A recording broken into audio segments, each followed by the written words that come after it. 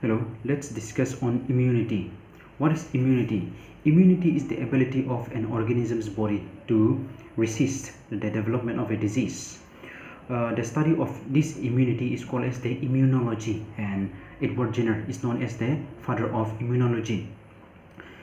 Now let's discuss on the types of immunity. Immunity is classified into two types: innate immunity and acute immunity. Innate immunity is also called as inborn or natural immunity or non-specific immunity. When a child is born, the child inherits some of the immunity from the mother.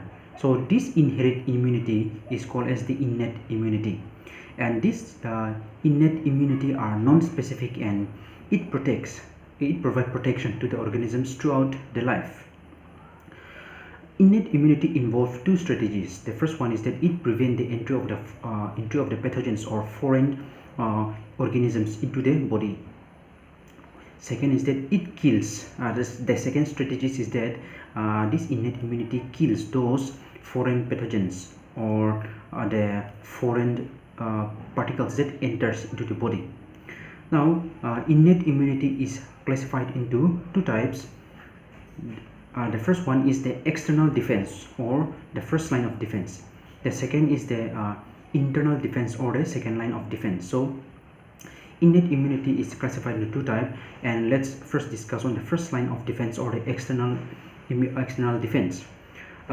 This type of defense, that is external defense or the first line of defense, is comprises of two barriers. The first is the physical barrier and the second is the physiological barrier.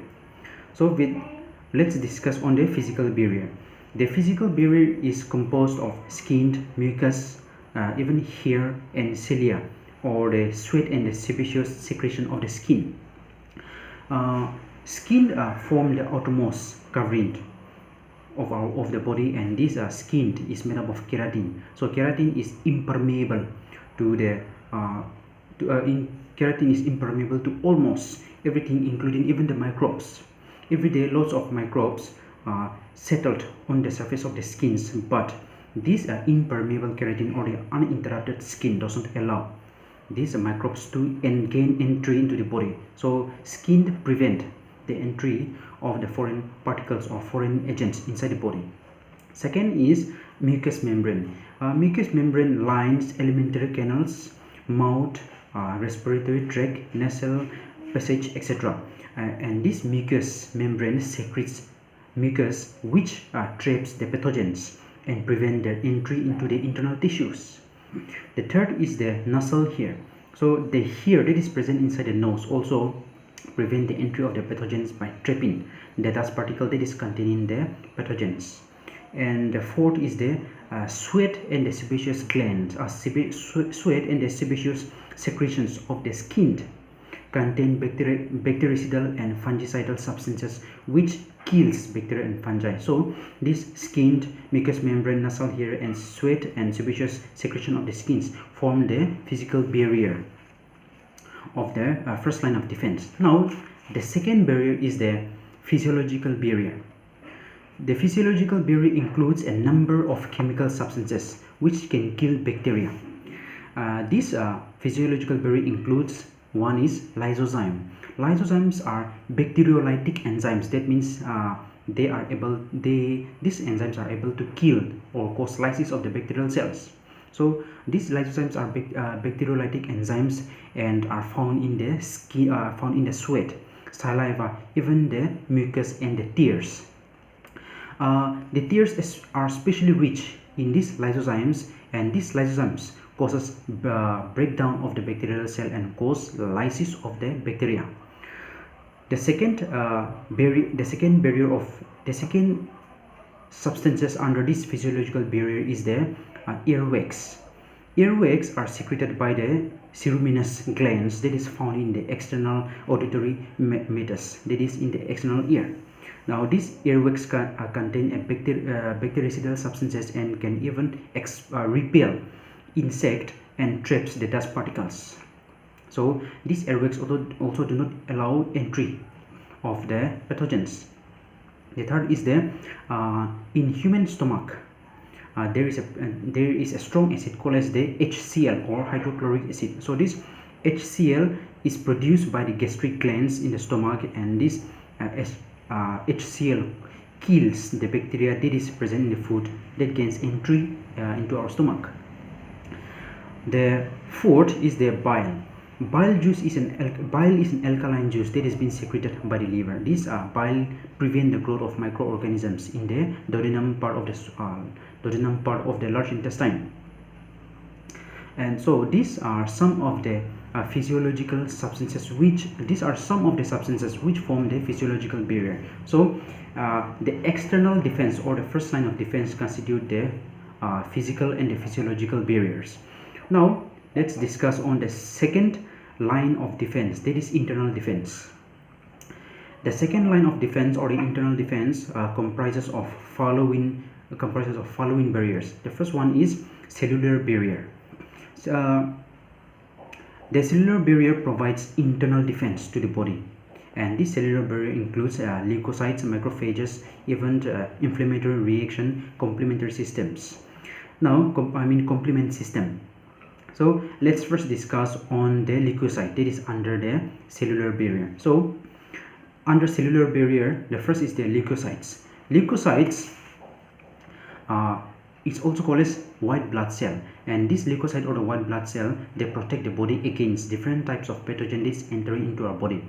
In case of infection, the leukocytes, or the white blood cell number, increases considerably, and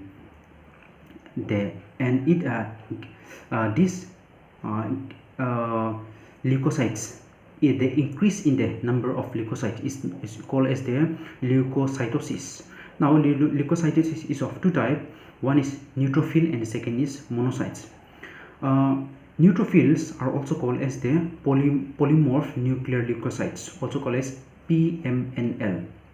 So during infection, the neutrophils comes out of the blood capillaries, and it reaches the site of infection, where they engulf the foreign agents or the pathogen and digest them. Hence this neutrophil neutralizes the infections. So neutrophil are one of the most abundant phagocytic leukocyte. Phagocyte here refers to the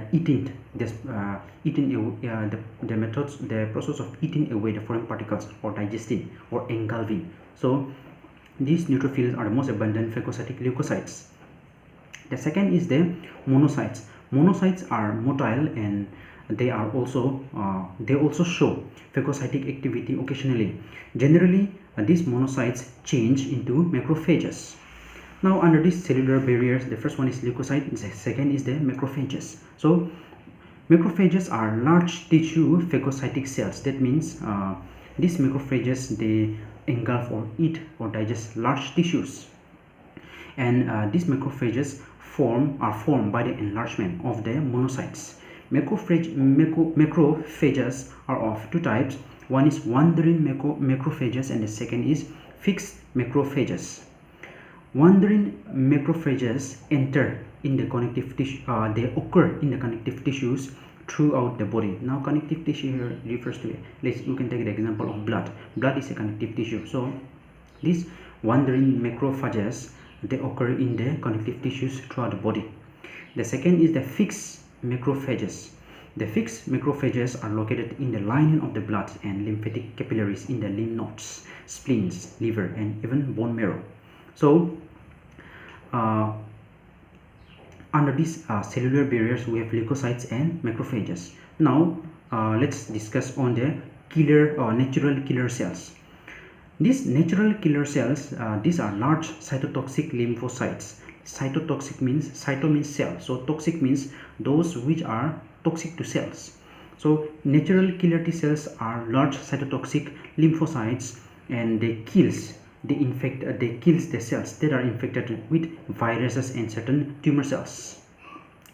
These natural killer T cells attack the target cells and produces perforin, which create pores in the plasma membrane, and these pores allows the entry of the water into the target cells, which then swells and cause bursting of the infected cells.